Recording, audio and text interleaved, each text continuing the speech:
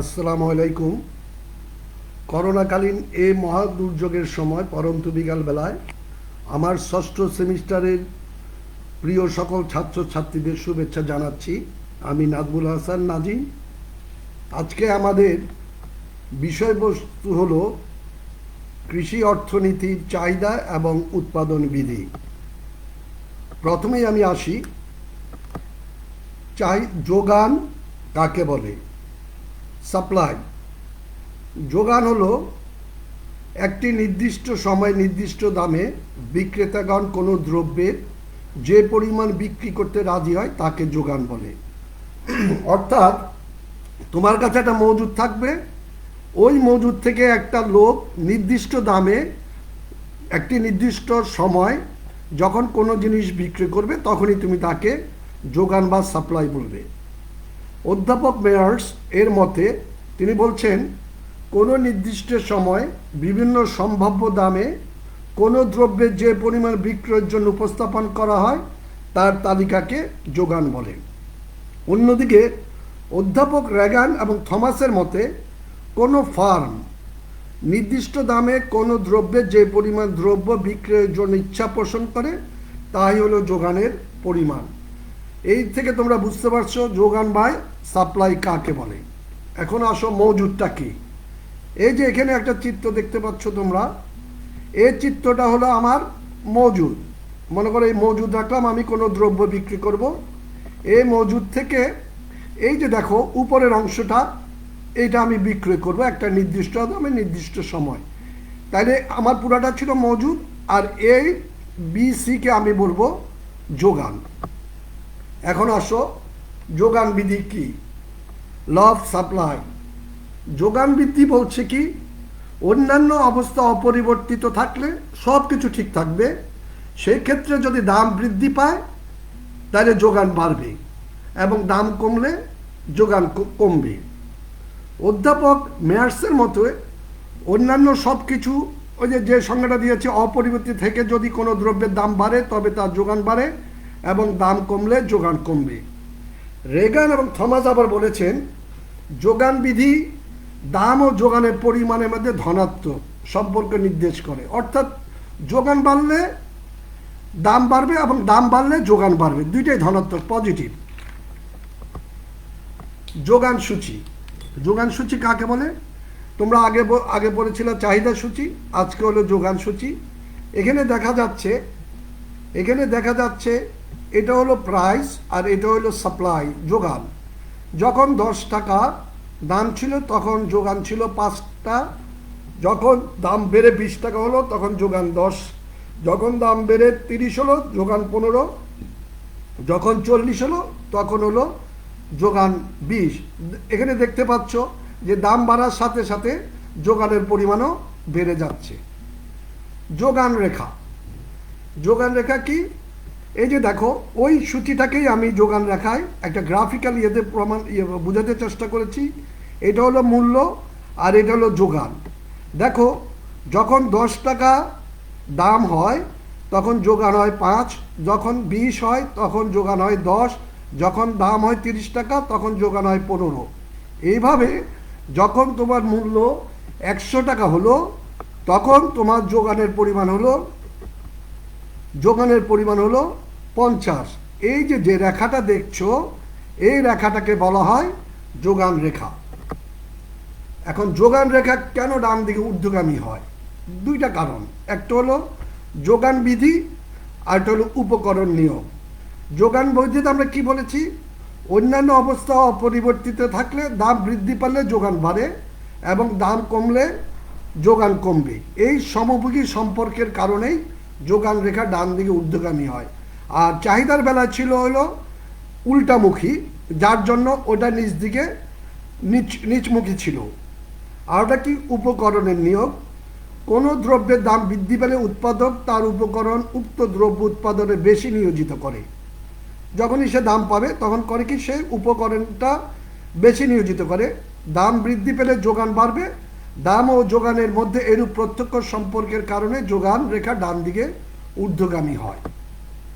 এখন এই যোগান রেখা কোথায় কোথায় ব্যতিক্রম হয়, সব জায়গায় তো আর একই থাকবে না। যেসব দ্রব্যের পরিমাণ একেবারে সীমাবদ্ধ, সেসব ক্ষেত্রে দাম হ্রাস বা বৃদ্ধি পেলেও যোগানের পরিবর্তন হয় না।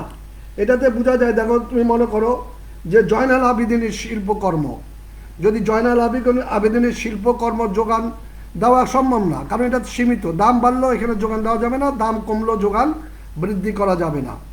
মৌসুমী দ্রব্যের ক্ষেত্রে অসময়ে দাম বেশি হলে অধিক যোগান লাভের সম্ভাবনা থাকে না, আবার ভরা মৌসুমে দাম কম হলেও যোগান কমে না। প্রাকৃতিক বিপর্যয় যদি কোনো কারণে যদি প্রাকৃতিক বিপর্যয় ঘটে, কোনো দ্রব্যের ক্ষেত্রে দাম বাড়লেও যোগান কিন্তু বাড়ানো যায় না, যেহেতু প্রাকৃতিক বিপর্যয় হয়েছে। পরিবহন সমস্যার দরুন যোগান ব্যাহত হলে দাম বাড়লেও যোগান কিন্তু বাড়ে না। অর্থনৈতিক দুরবস্থা, মন্দাকালীন সময়, মনে করো এখন যে সময়টা চলছে, এখানে মন্দাকালীন সময় একটা, এই সময় যোগান বিধি কার্যকর হয় না। এখন আসো যোগান সূচি ও যোগান রেখার পার্থক্য কি। আমি একটাই বলি, নির্দিষ্ট সময় বিক্রেতাগণ বিভিন্ন দামে কি পরিমাণ দ্রব্য বিক্রি করতে ইচ্ছুক তার তালিকাকেই কিন্তু বলা হয় যোগান সূচি। আর বিভিন্ন দামে কোনো দ্রব্যের বিভিন্ন পরিমাণ যে রেখায় প্রকাশ করায় তাকে বলা হয় যোগান রেখা। আর একটা জিনিস মনে রাখবা, যোগান সূচি কিন্তু যোগান বিধির গাণিতিক প্রকাশ, আর যোগান রেখা হলো যোগান বিধির জ্যামিতিক প্রকাশ। আরও বলতে গেলে তুমি বলতে পারো যোগান সূচি কিন্তু যোগান রেখার উপর নির্ভরশীল নয়, কিন্তু যোগান রেখা যোগান সূচির উপর নির্ভরশীল। তুমি যখন গ্রাফে দেখবা যোগান সূচি সাধারণত বাম দিকে দাম এবং ডান দিকে যোগানের পরিমাণ উল্লেখ করা থাকে, আর যোগান রেখার অক্ষ ভূমি অক্ষ চাহিদার পরিমাণ ও অক্ষ বা লম্ব অক্ষের দাম উল্লেখ করা থাকে।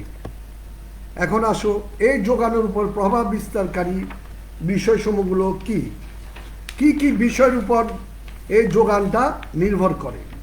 1 নম্বর, দ্রব্যের নিজস্ব দাম। যদি অন্যান্য অবস্থা স্থির থাকে তবে কোনো দ্রব্যের দাম বাড়লে মুনাফা বৃদ্ধির সম্ভাবনা থাকে, মুনাফা জড়িত এটার সাথে, এবং দাম কমলে মুনাফার হ্রাসের সম্ভাবনা থাকে। তাই দাম বাড়লে যোগান বাড়ে এবং দাম কমলে যোগান কমে। তোমরা জিনিসটা বুঝতে পারছো? তারপরে আসো উৎপাদন বিধি কি জিনিস? ক্রমহ্রাসমান উৎপাদন বিধির অধীনে বিশেষ করে কৃষিজাত দ্রব্য যখন দ্রব্যের ক্ষেত্রে যখন দাম বাড়ে তখন কিন্তু যোগান বাড়ে না, কিন্তু ক্রমবর্ধমান উৎপাদন বিধির অধীন শিল্পজাত দ্রব্যে উৎপাদিত দ্রব্য যেগুলো হয় সেসব ক্ষেত্রে কিন্তু দামের সাথে যোগান দ্রুত বৃদ্ধি পায়। জিনিসটা বুঝতে পারছো? এখন আসো উপকরণের দামের পরিবর্তন। যদি কোনো জিনিস তৈরি করতে যেসব উপকরণ লাগে সেসব উপকরণের দাম যদি বাড়ে বা কমে তাহলে যোগানও দাম বাড়বে বা কমবে। সময়, কোনো জিনিস তৈরি করতে গেলে যদি পর্যাপ্ত সময় না দেওয়া হয় অনেক সময় নিয়ম অনুযায়ী তার যোগান দেওয়া সম্ভব হয় না। আবার আবহাওয়ার অনুকূল প্রভাবে কৃষি উৎপাদন বৃদ্ধি পায়, আবার প্রতিকূল যদি হয় তখন কিন্তু কৃষি উৎপাদন হ্রাস পায়। যদি সরকার কর ও ভর্তুকি বেশি দেয়, তোমার ইম্পোজ করে, তাইলেও তোমার যোগানের পরিমাণ বাড়ে বা কমে। বাজারের আয়তন হলো তোমার বাজার ছোট না বড় এবং কি ধরনের জিনিস বিক্রি হয়, যোগানের ক্রয় বিক্রির পরিমাণ কম হয় সেই জায়গায় তোমার বাজারে দ্রব্যের যোগানও হ্রাস পায়। এটা বাজারের আয়তনের উপর নির্ভর করবে। তারপর আসো যুক্ত যোগান। যেসব দ্রব্য যুক্তভাবে উৎপাদিত হয়, অর্থাৎ একটা যোগান বাড়লে অপরটির যোগান এমনিই বাড়বে, যেমন তুমি মনে করো পাট এবং পাটখড়ি, এটা হলো যুক্ত যোগানের উদাহরণ। এখন আসো ইলাস্টিসিটি অফ সাপ্লাই বা যোগানের স্থিতিস্থাপকতা। এর আগে আমি তোমাদের পড়েছিলাম চাহিদার স্থিতিস্থাপকতা। তা যোগান স্থিতি কাকে বলে? দাম বাড়লে যোগান বাড়ে, দাম কমলে যোগান কমে, কিন্তু উভয় পরিবর্তন হার সকল ক্ষেত্রে সমান হয় না।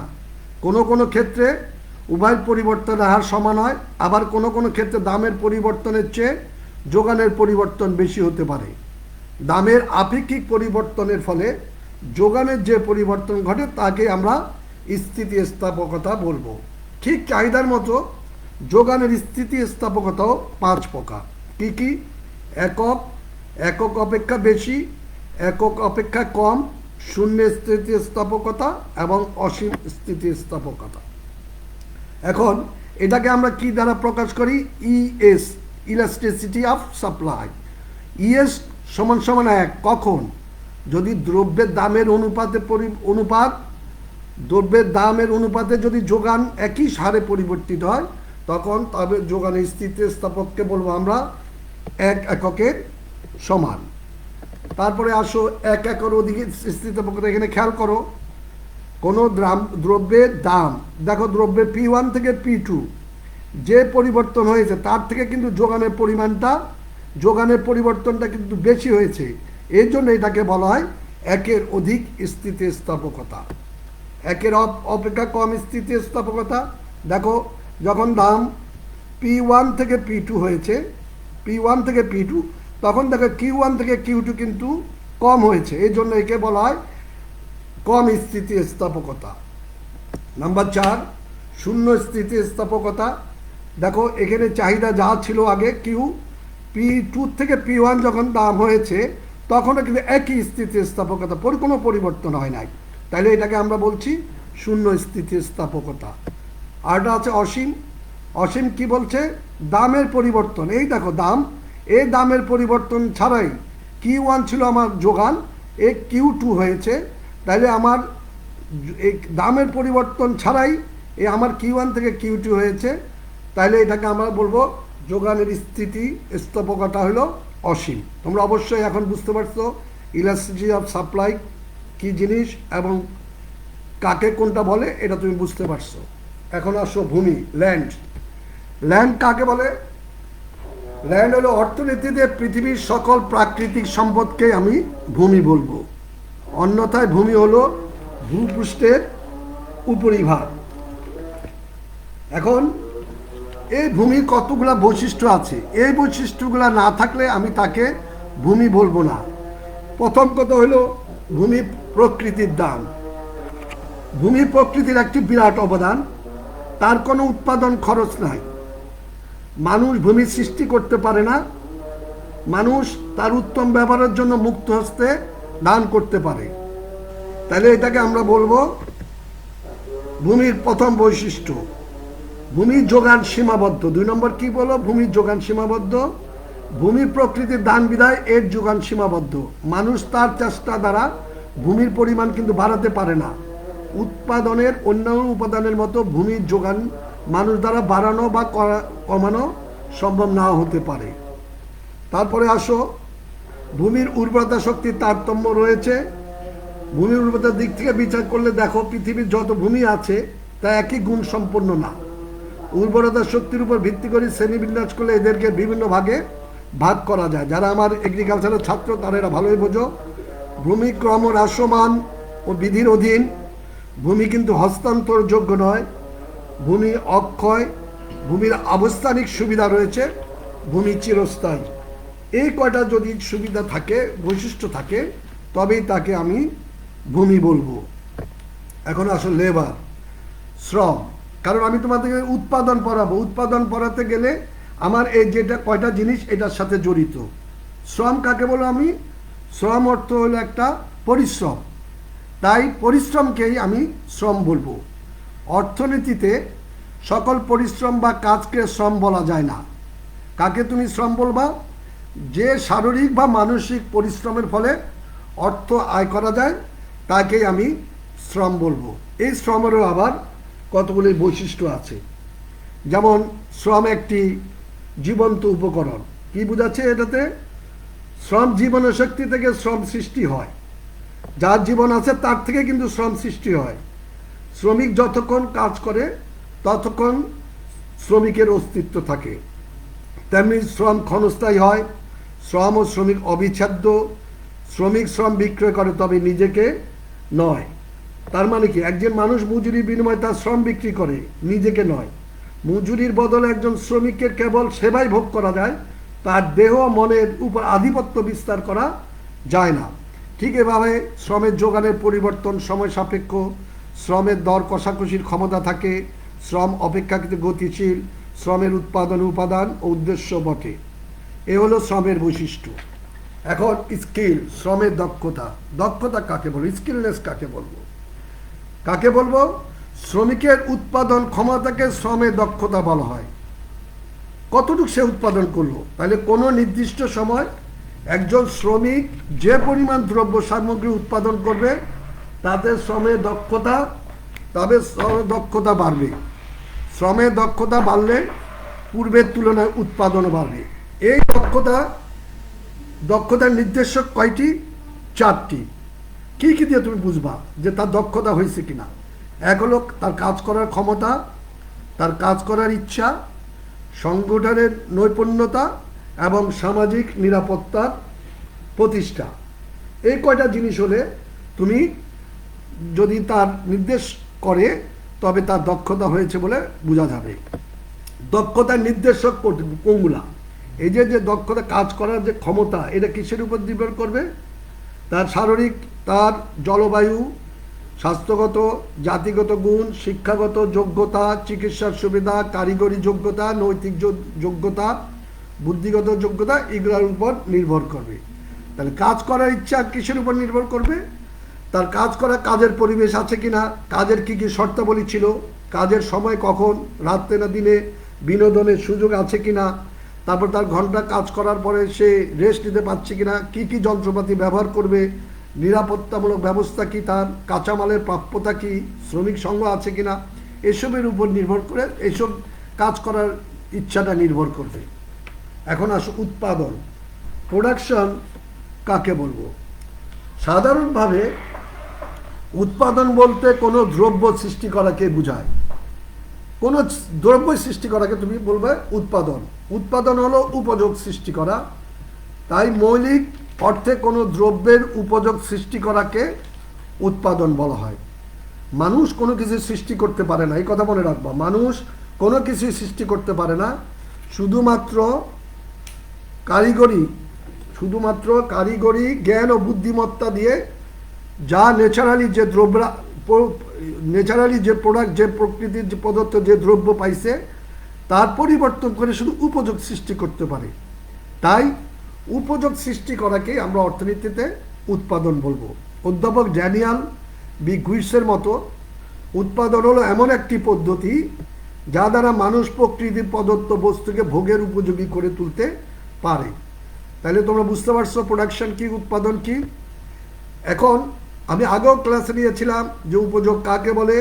উপযোগ হলে মানুষের অভাব মেটানো সম্ভব, যে বস্তু বা অবস্তুগত জিনিস মানুষ অভাব মেটাতে সম্ভব তাকে উপযোগ বলে। উপযোগ কয় ভাগে, এটাও আমি পড়াইছিলাম, 6 ভাগে ভাগ করা যায়। আমি আবার তোমাদের রিভিউ করলাম। উৎপাদনের উপকরণের সংজ্ঞা। এই যে উৎপাদন করতে গেলে কিছু উপকরণ লাগে, যে যে দ্রব্য সামগ্রী উৎপাদন করতে ব্যবহৃত হয় সেই উপাদানকে বলবো আমি উপকরণ। তাহলে এই উৎপাদন করতে গেলে আমার 4টা জিনিস অবশ্যই লাগবে, নইলে আমি উৎপাদন করতে পারবো না। কি কি জিনিস? ভূমি, শ্রম, মূলধন এবং সরকার। এই 4টা জিনিসের সমন্বয় হলেই আমি উৎপাদন করতে পারবো। এখন আসো, কিছু কিছু জিনিস আছে, মোট, গড়, প্রান্তিক উৎপাদন। মোট উৎপাদন কাকে বলবো আমি? যেটাকে ইংলিশে টোটাল প্রোডাক্ট বলে। উপকরণের পদার্থ পরিমাণ ব্যবহার করে, যতগুলো উপকরণ ব্যবহার করছি যে পরিমাণ উৎপাদন পাইলা তাকে বলবো আমি মোট উৎপাদন বা টোটাল প্রোডাকশন, সংক্ষেপে যাকে বলা হয় টিপি। গড় উৎপাদন কোনটা? 2 রকম কস্ট আছে, একটা হলো স্থায়ী কস্ট আর একটা হলো পরিবর্তনশীল কস্ট। যখন পরিবর্তনশীল কস্ট দ্বারা মোট উৎপাদনকে ভাগ করবা তখন কিন্তু তুমি গড় উৎপাদন বা অ্যাভারেজ প্রোডাকশন বা এপি বলা হয় পাবা। আর প্রান্তিক উৎপাদন কি?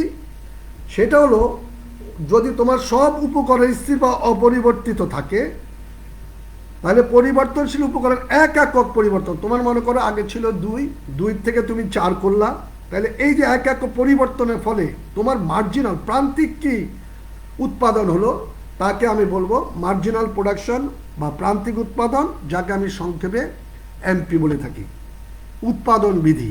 এই উৎপাদন বিধি যে বিধির সাহায্যে, কাকে বলে উৎপাদন বিধি? যে বিধির সাহায্যে উৎপাদন ব্যয়ের তুলনা দ্রব্য উৎপাদনের পরিমাণ অনুপাত জানা যায়। তার মানে কত ব্যয় হচ্ছে, কত উৎপাদন হচ্ছে, এটা যার মাধ্যমে জানতে পারি, তাই হলো উৎপাদন বিধি। উৎপাদন বিধিকে আমরা ভাগ করতে পারি 3 ভাগে: ক্রমবর্ধমান প্রান্তিক উৎপাদন বিধি, সমানুপাতিক প্রান্তিক উৎপাদন বিধি এবং ক্রমহ্রাসমান প্রান্তিক উৎপাদন বিধি। যখন ক্রমবর্ধমান কোনটা, যখন তুমি ইনপুটস দিবা তখন তোমার কিন্তু টোটাল তোমার মোট উৎপাদন বৃদ্ধি পাবে, তখন এটা ক্রমান্বয়ে বৃদ্ধি পাবে, তখন এটাকে ক্রমবর্ধমান বলবো। সমানুপাতিক যত ব্যয় করবা আর যত উৎপাদনও যদি সমান সমান হয় তবে সমানুপাতিক বলবো। আর ক্রমহ্রাসমান প্রান্তিক উৎপাদন বিধি হলো তুমি এক একক সব কিছু ঠিক রেখে যদি এক একক ইনপুটস বাড়াও তাহলে তার আগের তুলনায় কতটুকু উৎপাদন বৃদ্ধি পেল সেটা সাধারণত এগ্রিকালচারের ক্ষেত্রে, কৃষির ক্ষেত্রে হ্রাসমান হয়, সেজন্য এটাকে বলা হয় ক্রমহ্রাসমান প্রান্তিক উৎপাদন বিধি। এবং ক্রমবর্ধমান কি, উৎপাদনের অন্যান্য উপাদান কলাকৌশল অপরিবর্তিত থেকে শ্রম ও মূলধনের নিয়োগ যে হারে বাড়ানো হয় উৎপাদন তার চেয়ে অধিক হারে বৃদ্ধি পায়, তাকে ক্রমবর্ধমান, বর্ধমান মানে বাড়া। এটা হলো ক্রমহ্রাসমান। ক্রমহ্রাসমান কি, কোনো ভালো না বুঝো, কোনো জমিতে অধিকারের শ্রম ও মূলধন নিয়োগ করলে মোট উৎপাদন যদি সে হারে বা অনুপাতে না বেড়ে, যে হারে বাড়ার কথা ছিল না বেড়ে ক্রমশ হ্রাস পেতে থাকে, তখন তাকে ক্রমহ্রাসমান প্রান্তিক উৎপাদন বিধি বলে। এই ক্রমহ্রাসমান প্রান্তিক উৎপাদন বিধিটা তোমাদেরকে ভালো মতন বুঝতে হবে। আমি একটা ইয়ে দিয়ে তোমাদের বুঝাচ্ছি ক্রমহ্রাসমান প্রান্তিক উৎপাদন বিধি। দেখো, এই জমির পরিমাণ 2 একর, তুমি 100 টাকা তুমি শ্রম মূলধন নিয়োগ করলা, মোট উৎপাদন পেলে 15, গড় উৎপাদনও 15, প্রান্তিক উৎপাদন যেহেতু এটা বেস তাইলে আমি প্রান্তিক উৎপাদন হলো আমার 15। আবার দেখো, একই জমিতে যদি তুমি 200 টাকা শ্রম মূলধন নিয়োগ করো তাহলে মোট উৎপাদন হলো তোমার 32, গড় উৎপাদন কত, যেহেতু 200, গড় উৎপাদন কিন্তু আগে ছিল 15, পরে হলো 32, তাহলে 2 দিয়ে ভাগ দিলে 32, 16 হলো তোমার গড় উৎপাদন। তাহলে তোমার আগে ছিল মোট উৎপাদন 15 টোটাল প্রোডাকশন, পরে হলো 32, তাই না? তাইলে তোমার প্রান্তিক কত হলো, প্রান্তিক হলো 17। পরবর্তীতে যখন তুমি আবার ওই 2 একর জমিতে 300 টাকা শ্রম মূলধন নিয়োগ করবা, তখন এটা হওয়ার কথা ছিল কিন্তু 45, কিন্তু তোমার হয়েছে 42। তাহলে এই যে হ্রাস হয়ে যাচ্ছে কিন্তু তোমার উৎপাদনটা, মোট উৎপাদন বৃদ্ধি পেয়েছে তোমার, কিন্তু প্রান্তিক উৎপাদনটা তোমার কমে যাচ্ছে। তাহলে দেখো, এই 32 তোমার মোট উৎপাদন ছিল, আর পরে হলো 42, 14 প্রান্তিক উৎপাদন হয়েছে তোমার 14, আর গড় উৎপাদন হয়েছে তোমার 42কে 3 দিয়ে ভাগ দিলে 14। তোমরা অবশ্যই বুঝতে পারতেছো। ঠিক একই জমিতে 400 টাকা শ্রম মূলধন নিয়োগ করলে মোট উৎপাদন পেলাম আমি 48, কিন্তু আমার হওয়ার কথা হলো 60। তাইলে আমার গড় উৎপাদন হলো কত, 12। আমার কিন্তু গড় উৎপাদন ক্রমান্বয়ে কমে যাচ্ছে, এবং প্রান্তিক উৎপাদন এই যে এক জায়গায় এসে বেড়ে তারপরে কিন্তু তুমি যত শ্রম আর মূলধন নিয়োগ করছো তোমার কিন্তু বাড়ছে না, ক্রমান্বয়ে কমে যাচ্ছে। এইটাকে বলা হয় ক্রমহ্রাসমান প্রান্তিক উৎপাদন বিধি। তোমরা অবশ্যই বুঝতে পারছো। এই যে এটা আমি গ্রাফিক্যালে দেখালাম, দেখো এই যে একই জমিতে আমি যখন আরও নিয়োগ করলাম শ্রম মূলধন, তখন এই বি, একই জমিতে আবার করার পরে এই দেখো ক্রমান্বয়ে কমে আসছে এই সিসি, তারপরে ডিডি, এই যে রেখাটা এইটাকে বলা হয় ক্রমহ্রাসমান রেখা। তোমরা অবশ্যই বুঝতে পারছো। এটা মোট উৎপাদন বৃদ্ধি কিভাবে, মোট উৎপাদন কিন্তু তোমার বৃদ্ধি পাচ্ছে, কিন্তু প্রান্তিক উৎপাদন তোমারটা কমে যাচ্ছে। এখন আসো শ্রম মূলধন বৃদ্ধি ক্রমহ্রাসমান উৎপাদন বৃদ্ধি কীভাবে কাজ করছে, এটা আমি গ্রাফিক্যাল বোঝাতে চেষ্টা করেছি। এখন আসো ক্রমহ্রাসমান প্রান্তিক উৎপাদন বিধি প্রয়োগ কি কৃষি ক্ষেত্রে কি কাজে লাগে।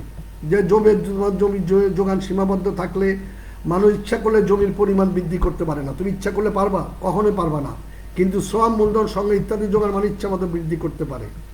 আবার এই ধরনের নির্দিষ্ট জমিতে শ্রম বৃদ্ধি করলে উৎপাদন ক্রমহ্রাসমান হারে বৃদ্ধি পারে। এই যে কি কি ক্ষেত্রে, উর্বরা শক্তি, যন্ত্রপাতি ব্যবহার, সিজনাল, এইগুলোর ক্ষেত্রে প্রান্তিক উৎপাদন বিধি প্রয়োগ হয়। অন্যদিকে তোমার কৃষিক্ষেত্র বাদ দিয়ে তোমার অন্যান্য শিল্প ক্ষেত্রেও এটা প্রয়োগ আছে, খনিজ ক্ষেত্র প্রয়োগ আছে, মৎস্য ক্ষেত্র প্রয়োগ আছে, বনজ ক্ষেত্র প্রয়োগ আছে। এখন আসো, সব জায়গায় কি ক্রমহ্রাসমান প্রান্তিক উৎপাদন বিধি ঠিক থাকে? কখনো না। যেমন উৎপাদন পর্যায়, চাষ পদ্ধতি, অন্যান্য উপাদানের পরিমাণ, প্রাকৃতিক কারণ, জমির আয়তন, শ্রমের দক্ষতা, এগুলা যদি হয় তখন এই প্রান্তিক উৎপাদন বিধির ক্রমহ্রাসন প্রান্তিক উৎপাদন বিধিটা তখন খাটে না। এখন এই হলো আমার তোমার সাপ্লাই, যোগান এবং উৎপাদনের উপর আমার আজকের লেকচার। তোমাদের যদি কোনো প্রশ্ন থাকে তাহলে আমি ক্লারিফাই করতে চেষ্টা করব।